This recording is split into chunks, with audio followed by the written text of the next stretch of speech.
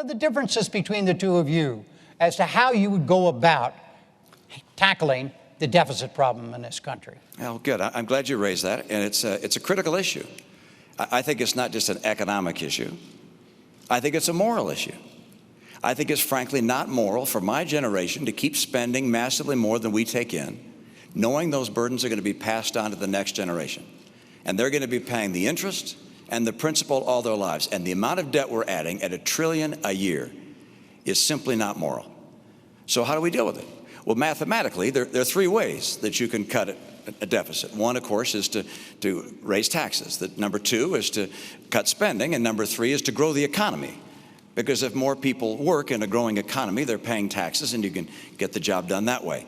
The president would prefer raising taxes. I understand. The problem with raising taxes is that it slows down the rate of growth, and you can never quite get the job done. I want to lower spending and encourage economic growth at the same time. What things would I cut from spending? Well, first of all, I will eliminate all programs by this test if they don't pass it.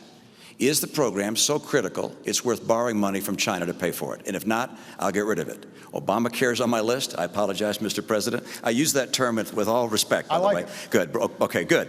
So I'll get rid of that. I'm sorry, Jim. I'm going to stop the subsidy to PBS. I'm going to stop other things. I like PBS. I love Big Bird. I actually like you too. But I'm not going to keep on spending money on things to borrow money from China to pay for. So that's number one. Number two, I'll take programs that are currently good programs, but I think could be run more efficiently at the state level and send them to the state.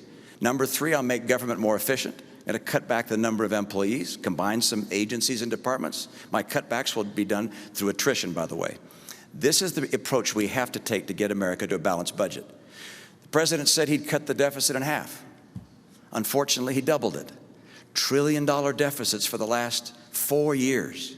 The president's put in place as much public debt, almost as much debt held by the public as all prior presidents combined.